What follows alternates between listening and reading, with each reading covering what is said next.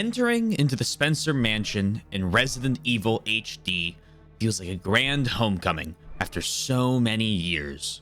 With so many additions to the franchise, finally returning to where it all began is a refreshing break from the gritty streets of Raccoon City, the exotic Spanish countryside, the expansive African plains, and the crowded rooftops of Lanxiang. Many of the series' roots shine through in this remake, with noticeable improvements to the original story and gameplay. It's clear how far Resident Evil has come with Resident Evil HD, even with the soon-to-be similar locale featured in Resident Evil Biohazard, which released just 2 years later. I'm Fisher Igloo, and this is SRN's review of Resident Evil 1.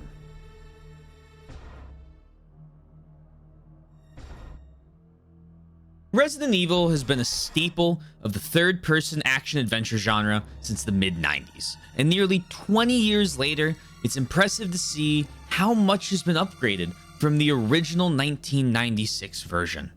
However, one of the most confusing changes is the noticeable downgrade in voice acting.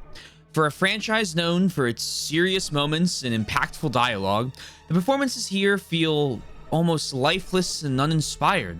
After the relatively polished Resident Evil 6, this decision to emulate the original's awkward voice acting seems like an ironic but misguided choice. Father!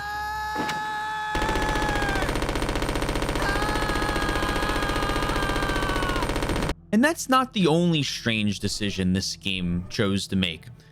While the idea of repeating areas is nothing new for Resident Evil, the fact that the game doesn't have a save function seems unnecessarily difficult. Every previous Resident Evil game I've played has had some sort of save feature, but I've not been able to find where in the menus the save feature for this one lies. There are no chapters, and I'm forced to believe that Capcom has decided that trendy roguelike mechanics would elevate the experience, but trying to force an outdated Metroidvania style onto a series like Resident Evil is utterly perplexing. And on top of that, Resident Evil HD lacks the snappy combat seen in games it was clearly inspired by.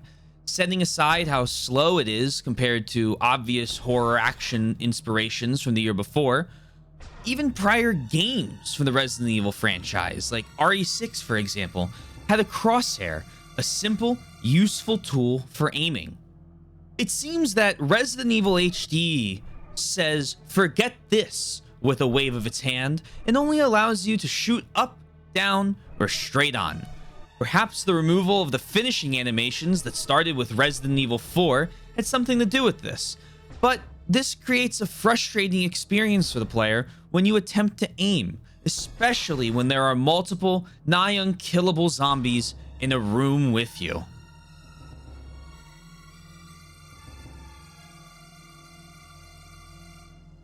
But setting aside some of the glaring issues with the save system and the crosshair, or lack thereof of both, the gameplay of Resident Evil HD is exactly what you would expect. You control Jill Valentine or Chris Redhill as you explore many different locations around Raccoon Forest, attempting to figure out what disaster happened here and what the Umbrella Corporation has to do with it. The setting is deeply unsettling, with moody lighting, cramped hallways, and maze-like configurations really amping up the nightmare.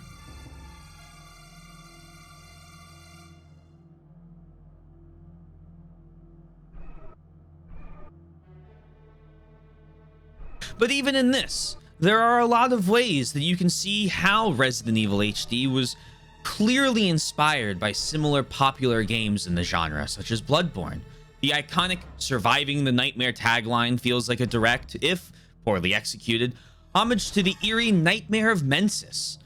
Maybe you look at the abundance of crows which plague the mansion grounds, and see it as a blatant ripoff of the hellish avian enemies from Software's masterpiece. Or even more simply, that the Spencer Mansion is clearly architecturally Bloodborne inspired. And yet, despite these obvious inspirations, Resident Evil HD falls woefully short of emulating Bloodborne's tight, responsive gameplay or its rich narrative depth. And unlike the Hunter in Bloodborne, Chris and Jill seem to have no idea what is going on throughout the entire game. That would be forgivable if this was the first game in the series, but considering that it was released after RE6 was, Chris at the very least should be somewhat familiar with what a zombie is. Perhaps we didn't go down a route where we would discover that Chris or Jill have amnesia, but it seems like something that should have been discussed during the opening cutscene. And speaking of cluelessness, let's discuss a rather contentious topic about this game. Boats, or rather the absence of them. I'm sorry, but after the massive success of the pirate-themed Assassin's Creed 4 Black Flag and the brilliant use of boats in RE6, how can Resident Evil HD not include a single one? This omission is nigh egregious, especially considering the overwhelming success of water-based mechanics in contemporary games. How could a game about survival horror neglect the terror of the high seas, an environment rife with potential for tension and dread? It's yet another missed opportunity in a game full of them.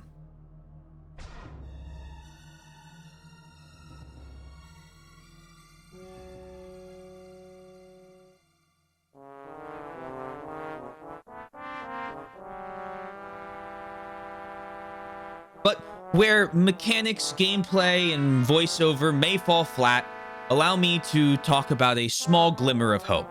The sound design in Resident Evil HD is immersive and terrifying. The groans and growls of zombies, the clicking of a hunter as it stalks you from the shadows, and the occasional crash or creak in the mansion all contribute to an oppressive atmosphere. The sound effects for gunfire and zombie bites are crisp, visceral, and incredibly impactful. Additionally, the soundtrack, which includes subtle piano melodies and low drones, perfectly underscores the isolation and dread of the mansion's haunting corridors. It's just a shame that the actual game doesn't follow this same design principle.